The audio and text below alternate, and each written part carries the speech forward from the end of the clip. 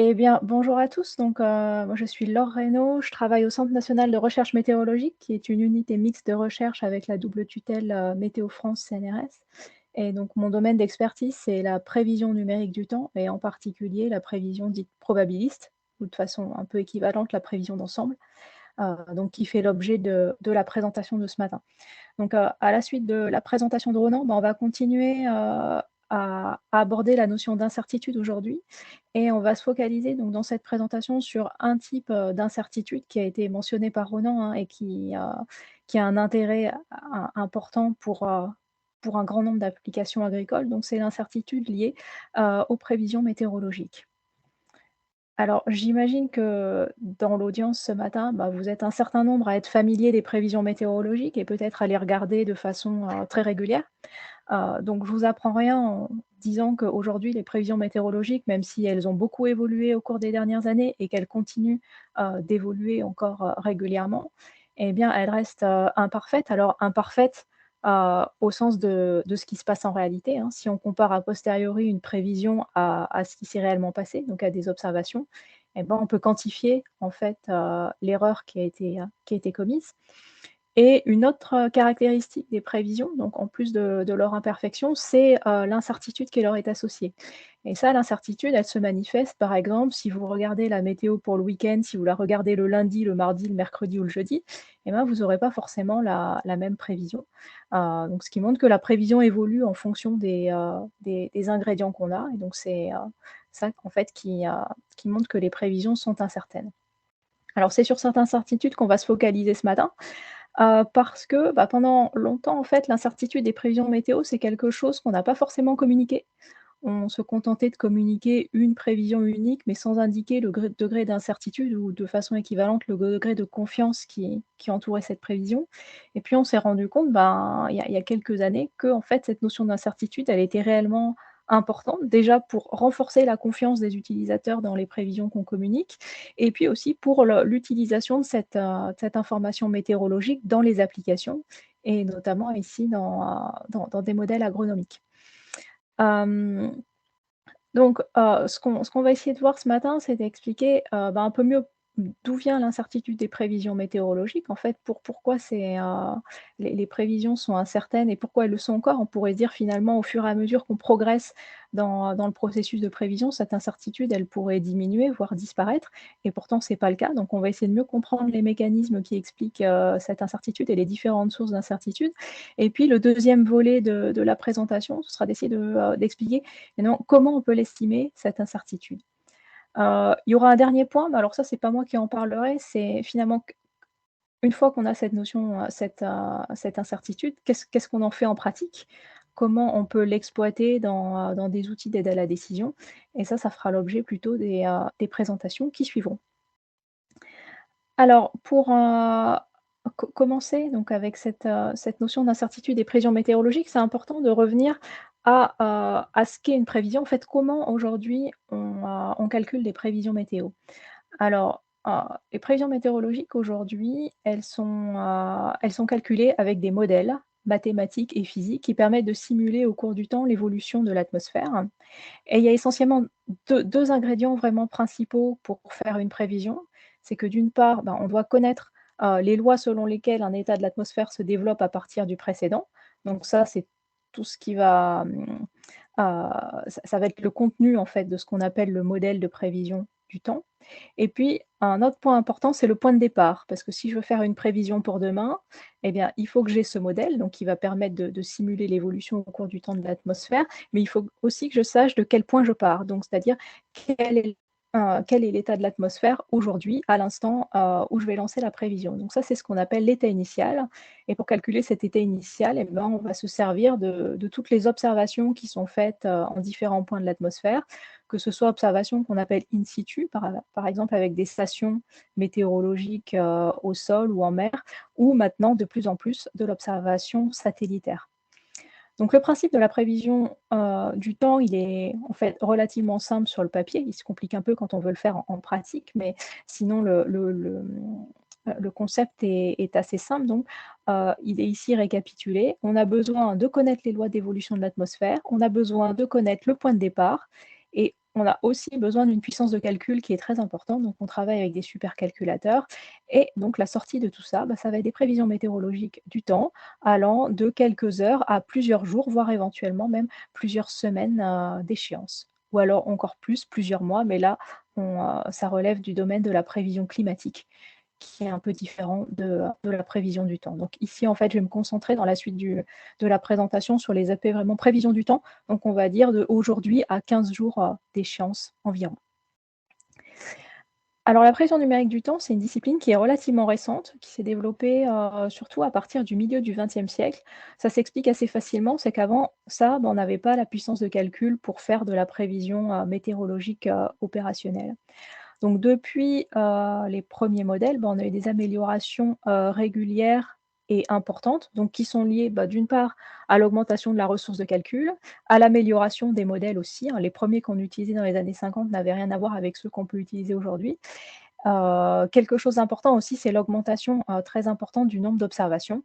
Là entre aujourd'hui et les années 50, c'est pareil, on n'a pas du tout le même type d'observation et notamment l'avènement des données satellitaires a été vraiment très important pour, l'amélioration des prévisions, du temps. Alors malgré toutes ces améliorations, bah, il y a des sources, d'incertitude qui persistent et qui sont finalement assez proches, hein, de celles que Ronan a déjà mentionnées tout à l'heure. Donc nous, si on reprend, il y avait 2 points sur la diapo précédente qui disaient, en fait, il y a 2 ingrédients principaux dans la prévision du temps. Il y a l'état initial et il y a le modèle.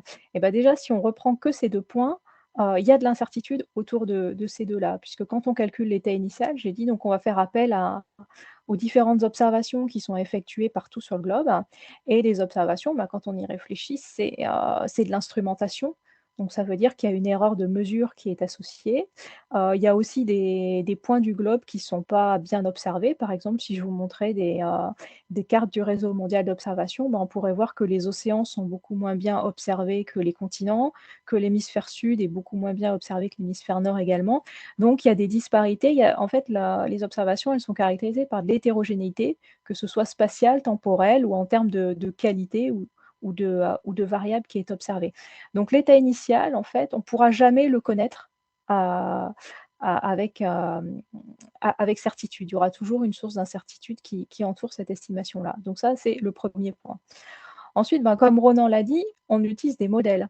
Donc quand on utilise des modèles, ben, on a forcément une représentation approchée et donc imparfaite du comportement réel de ce qu'on cherche à simuler, qui dans notre cas est l'atmosphère. Donc on appelle ça, on a de l'incertitude dite de modélisation. Donc ça, c'est les 2 points principaux et puis il y en a un troisième qui va prendre de plus en plus d'importance parce que jusqu'à présent, pour faire de la prévision météo, on utilisait surtout un modèle d'atmosphère et en fait, l'atmosphère, elle est pas seule, c'est-à-dire qu'elle est en interaction avec d'autres composants du système Terre et donc de plus en plus, on va vers la mise en œuvre, de modèles dits, système Terre, c'est-à-dire qui intègrent, en plus des modèles d'atmosphère, bah, des modèles de surface, des modèles d'océan, des modèles de glace de mer ou de chimie atmosphérique. Heu, voilà et ces modèles-là ont aussi leurs propres incertitudes qui vont, du coup, impacter aussi, l'évolution de l'atmosphère. Donc finalement, ce qu'il faut retenir, c'est que de l'état initial jusqu'à la prévision la plus lointaine, eh ben, l'information météorologique se trouve entachée d'incertitudes. Alors ce que j'ai raconté jusqu'à présent, c'est peut-être un peu abstrait, donc maintenant on va voir concrètement comment se manifeste l'incertitude des prévisions météorologiques au quotidien, donc pour un utilisateur lambda finalement des prévisions météorologiques. Alors ici, on peut voir 6 figures. Sans vouloir rentrer dans les détails de ce qui est montré, en fait, c'est de la pression au niveau de la mer qui est montrée, mais finalement, peu importe. On va juste focaliser sur les zones qui sont entourées en rouge et qui représentent la localisation d'une tempête. Donc pour ceux qui s'en souviennent, c'est une tempête qui avait eu lieu en janvier 2009 qui s'appelait Xynthia et donc qui avait touché la façade atlantique de la France avec des dégâts assez importants. Et donc là, ces 6 prévisions, elles sont valides exactement pour le même jour. Elles ont été démarrées exactement à la même heure et la seule chose qui change entre les 6 prévisions, c'est le point de départ, donc ce fameux état initial, qui est très légèrement différent d'une prévision à l'autre. Donc là, ça permet bien de voir l'influence de l'incertitude des conditions initiales et comment cette incertitude-là va se propager au cours de la prévision. Donc là, on a une prévision à 54 heures d'échéance, donc un peu plus de 2 jours. Et ce qu'on peut voir, c'est qu'il y a une incertitude qui est assez importante sur la localisation de la tempête. Donc on peut voir par exemple, en haut à gauche, qu'elle est située sur, la Normandie, Bretagne-Normandie. En haut au milieu, bah, elle est beaucoup plus en avance. Elle est déjà passée sur la France. Voilà, sur une autre prévision, on voit qu'elle est plutôt, encore sur le proche Atlantique et on a même la dernière en bas à droite où on voit même pas, vraiment de creusement évident, donc de dépression évidente. Donc il y a une incertitude qui est relativement grande, ce qui montre bien que l'incertitude sur le point de départ, et ben, peut engendrer de grosses incertitudes, sur les prévisions à quelques heures ou quelques jours d'échéance. Une autre illustration, alors peut-être, un peu plus concrète ici pour les utilisations en agronomie. Donc ici, c'est plus de la pression que je montre, c'est, des prévisions de pluie. Alors c'est une situation qui s'est produite l'année dernière, si certains d'entre vous s'en rappellent. Il y a eu, un orage extrêmement fort sur la façade ouest de la Corse au mois d'août et donc là, bah, c'est la même chose en fait. On a 6 prévisions et on a perturbé, différents composants du système. Donc là, il y a un peu plus que l'état initial. Il y a aussi, l'incertitude du modèle de prévision qui est prise en compte et ce qu'on peut voir bah, c'est qu'on a, 6 prévisions de pluie qui sont assez différentes et on voit même que sur certaines prévisions, par exemple celle en haut à gauche ou celle en bas à droite et ben, on n'a pas de pluie qui touche la Corse. Alors que ce qui s'est passé en réalité, bah, c'est plus proche de ce qui est sur la figure, du haut au milieu ou du haut à droite notamment. Et là, ce qui est intéressant aussi de voir, c'est que l'échéance de prévision, on n'est pas à plus 2 jours comme sur la diapo précédente, mais on est à plus 9 heures. Et ça, c'est un point important en fait. Des fois, on aurait tendance à penser que l'incertitude, est surtout importante, pour des échéances lointaines et en fait, c'est pas le cas. Dès les premières heures de prévision, on peut avoir une incertitude qui est importante et ce, d'autant plus qu'on s'intéresse à des phénomènes, de petite échelle, donc à l'échelle locale. Et une dernière représentation de l'incertitude, donc sur les 2 diapos précédentes, on a pu voir une incertitude, spatiale notamment, des événements qui étaient pas forcément localisés au même endroit dans les mêmes, prévisions. Ici, je présente une représentation qui est plutôt locale. Donc on est en un point, donc ici c'est à Toulouse et je regarde la dispersion de ma prévision de température, donc en un point. Donc c'est ce qu'on appelle des panaches de température. Donc là, ce qu'il faut comprendre, c'est que en abscisse, on a l'échéance de prévision et en ordonnée, on a, la valeur de la variable à laquelle on s'intéresse. Donc ici, c'est la température en degrés et les différentes plages de couleurs qu'on peut voir, elles sont représentatives des, hem, des différentes températures qui ont été prévues par un système particulier qu'on décrira dans la suite et en fait, plus la couleur est foncée, bah, plus la probabilité, heu, d'avoir une température qui appartient à une certaine gamme de valeurs est importante. Donc là, ce qu'il faut voir, c'est que, par exemple, dans les premières échéances, bah, on a une incertitude qui est là, mais qui est relativement peu importante. On voit qu'on a des probabilités relativement fortes d'être dans des gammes de valeurs assez restreintes et par contre, bah, plus on augmente en échéance, donc notamment, au-delà de la semaine, on va dire, donc entre 7 et 15 jours de prévision, eh bien, on voit que l'incertitude augmente. Donc on le voit déjà parce qu'on a des probabilités qui sont de moins en moins fortes, hein. On a, par exemple, les valeurs violettes, là, entre 75 et 100 de probabilité, ben, on n'en a plus. Donc on a des probabilités qui diminuent et on a des intervalles qui augmentent aussi. Donc ça, c'est un point important, c'est que l'incertitude augmente avec l'échéance de prévision, mais elle n'est pas non plus nulle, aux toutes premières heures ou aux tout premiers jours de prévision. Un autre point important aussi, c'est qu'on pourrait se dire: «Est-ce que finalement cette incertitude, elle augmente indéfiniment?» Bah, la réponse est non. On voit là qu'au bout, de 7 jours, à peu près 7 ou 10 jours, on commence à asymptoter ici. Voilà, tout simplement parce qu'en fait l'incertitude, elle est bornée par des valeurs climatologiques. On ne peut pas dépasser l'incertitude, elle ne peut pas dépasser la variance climatologique de la variable à laquelle on s'intéresse. Alors, ce qu'il faut retenir de ça, finalement, c'est que l'atmosphère, c'est un système qui est sensible aux conditions initiales et à toutes les autres sources d'incertitude, mais en particulier à l'incertitude sur les conditions initiales et ça, c'est parce que l'atmosphère est un système chaotique et on a vu donc que des prévisions qui partaient d'états initiales très voisins et ben, vont avoir tendance à diverger au bout d'un certain temps et ce temps, c'est ce qu'on appelle l'horizon de prévisibilité. Alors pour l'horizon de prévisibilité, on ne peut pas donner des valeurs uniques en fait. L'horizon de prévisibilité, il va vraiment dépendre, bah, déjà du contexte météorologique. Il y a des situations qui sont tout simplement plus prévisibles que d'autres, hein. Il va dépendre aussi aux phénomènes auxquels vous vous intéressez. Par exemple, l'horizon de prévisibilité pour une tempête, bah, c'est pas du tout le même que pour des orages. Une tempête, on va savoir bien la prévoir à maintenant à 2, 3, 4 jours d'échéance.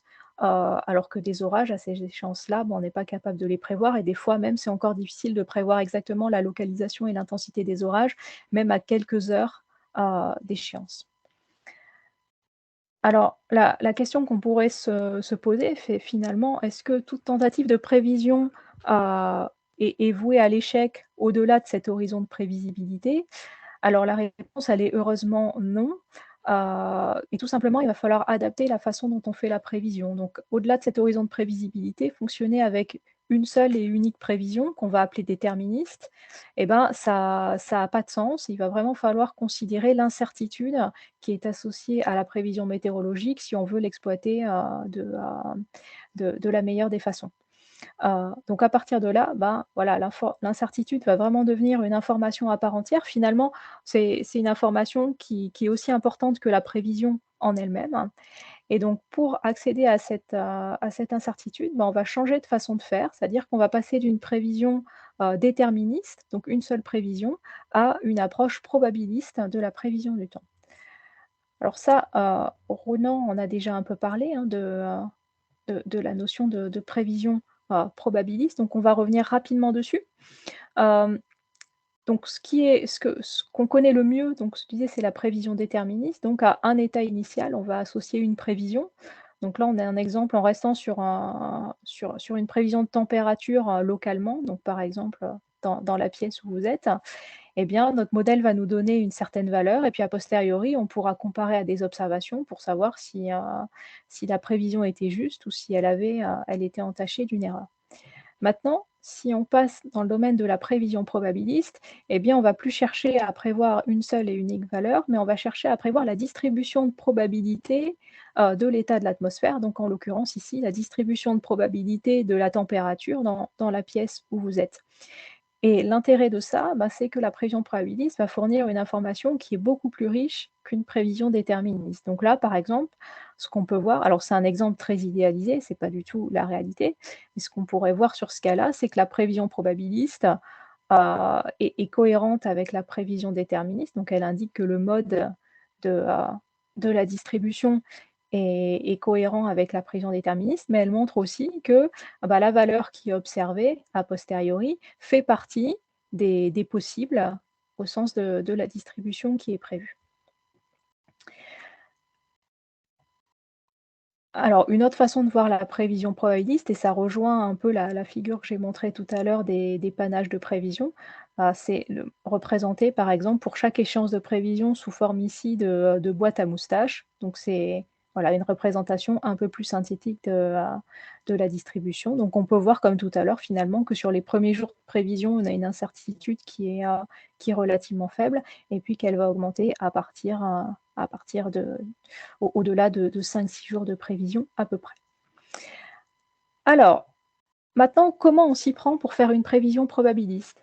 En fait, il y a 2 approches possibles et on va voir qu'il y en a qu'une qui est faisable en pratique.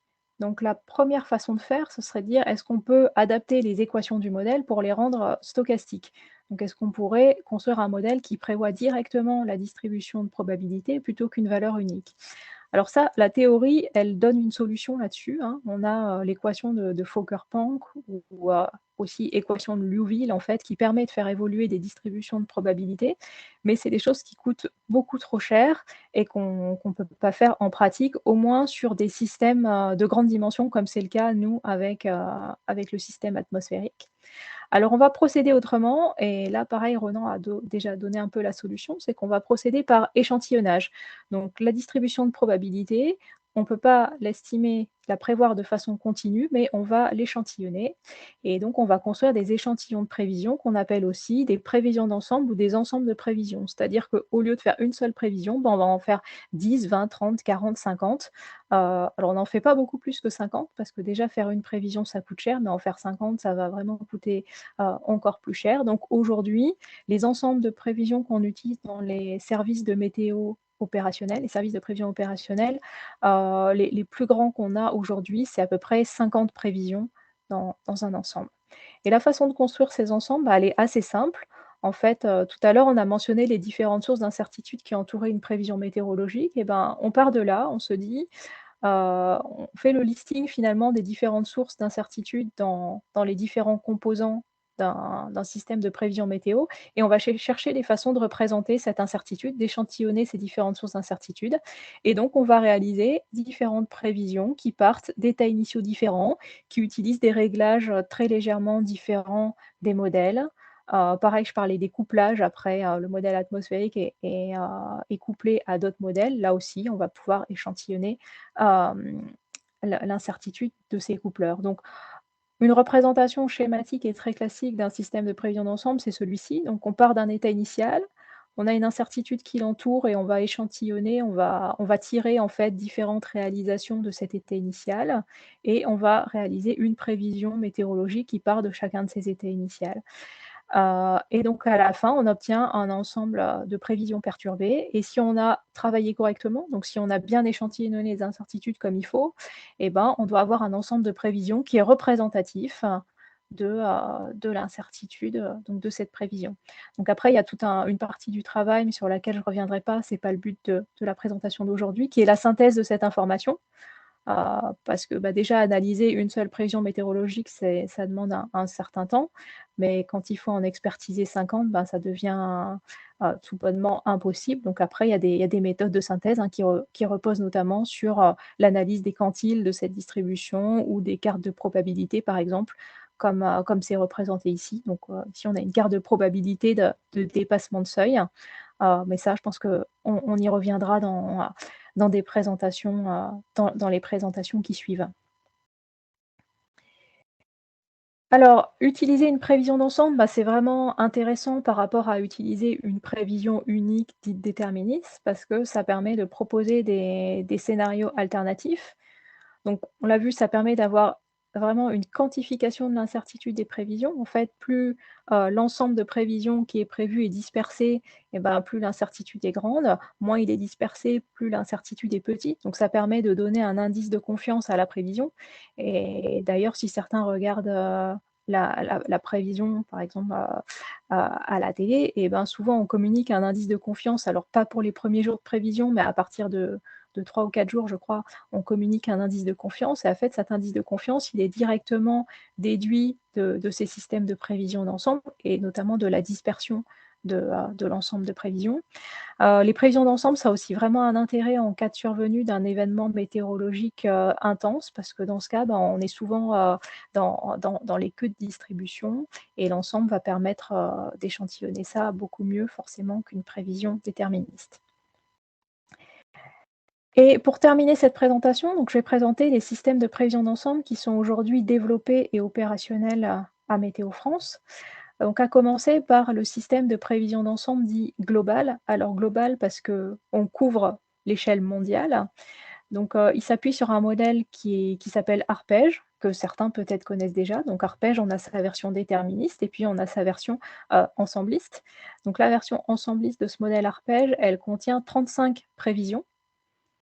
On le réactualise 4 fois par jour, donc à 0, 6, 12 et 18 heures et il fournit des prévisions jusqu'à, 4 jours, d'échéance, enfin 102 heures, donc 4 jours et demi. Hem, alors ensuite, une des caractéristiques, importantes pour tout modèle de prévision météorologique, c'est la résolution spatiale. Donc c'est la taille de la grille sur laquelle on va résoudre les équations et une spécificité du modèle arpège, c'est que sa maille, elle est variable. Donc variable, ça veut dire qu'elle est pas uniforme sur tout le globe. On va avoir des résolutions qui sont plus fines sur l'Europe et en particulier sur la France et qui va devenir de plus en plus lâche au fur et à mesure qu'on s'éloigne de la France.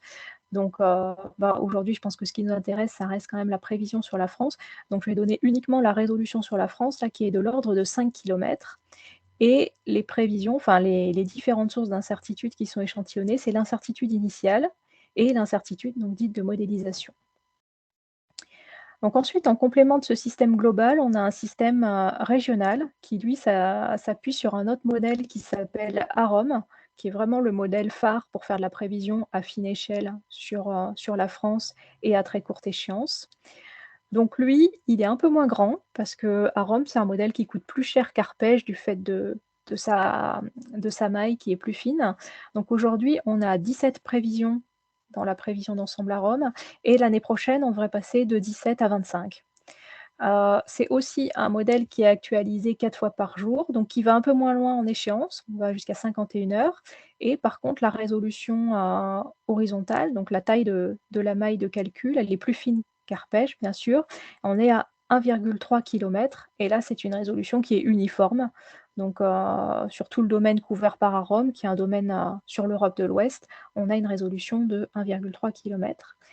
Et en termes de représentation de différentes sources d'incertitude, bon, on retrouve l'incertitude sur les conditions initiales, heu, l'incertitude de modélisation et puis dans le cas d'Arom, on a des sources d'incertitude additionnelles qui sont représentées par rapport à Arpège. On a, l'incertitude sur certains paramètres de surface et également, l'incertitude sur, le couplage latéral. Parce que comme on est sur un domaine à air limité, qui couvre donc que l'Europe de l'Ouest et ben, il faut qu'on donne des conditions au bord et ces conditions au bord, elles sont aussi incertaines, donc on a aussi un ensemble de conditions au bord. Et le dernier système, alors celui-ci, il n'est pas développé à Météo France, mais il est très utilisé à Météo France et j'en parle notamment parce qu'il a été utilisé, ce sont les prévisions qui ont été utilisées pour alimenter le site que présentera plus tard François, hein, donc qui s'appelle Aléa Pluie. Donc c'est un système de prévision d'ensemble qui est développé par un centre européen de prévision, centre européen donc qui se situe, notamment en Angleterre. Donc lui, c'est le plus grand. C'est un ensemble qui contient 51 prévisions, qui sont remises, réactualisées 2 fois par jour et qui va beaucoup plus loin, en échéance que les systèmes de Météo France. On va jusqu'à 15 jours, donc ce qui est, très intéressant pour certaines applications agronomiques. Bachar notamment ensuite, présentera une utilisation de ce système-là aussi pour l'irrigation. Sa résolution horizontale, elle est un peu moins fine que les 2 autres systèmes. On est à 9 kilomètres, mais on est à 9 kilomètres sur tout le globe et de façon similaire avec les autres systèmes, on représente aussi l'incertitude, donc sur l'état initial et sur, les incertitudes de modélisation. Alors, j'en ai terminé. Donc, ce qu'il faut retenir, en fait, c'est que l'incertitude, ça reste un facteur inhérent au processus de prévision météorologique. On pourrait se dire, on progresse de plus en plus sur différents aspects. Les prévisions deviennent, de plus en plus précises. Donc l'incertitude va finir par disparaître ou au moins, diminuer de façon significative. Et en fait, ça peut être contre-intuitif, mais la réponse à ça, c'est non. C'est que même si on continue à progresser sur tous les aspects, l'incertitude, du fait du caractère chaotique de l'atmosphère, en fait, elle est intrinsèque à l'atmosphère et au processus de prévision. Donc même si on progresse sur différents aspects, l'incertitude, elle va rester là. Donc c'est important de la communiquer et pour nous, modélisateurs, météo, c'est important de savoir la quantifier de façon précise et donc pour ça, on utilise aujourd'hui des systèmes dits, de prévision d'ensemble. Heu et ensuite, l'exploitation de ces prévisions d'ensemble, donc je laisse ça le soin au présentateur suivant d'expliquer comment on fait, mais donc elle va être propre à chaque usager et on va voir qu'elle peut vraiment conduire à des meilleures prises de décision que l'utilisation d'une simple prévision déterministe et je vais m'arrêter là.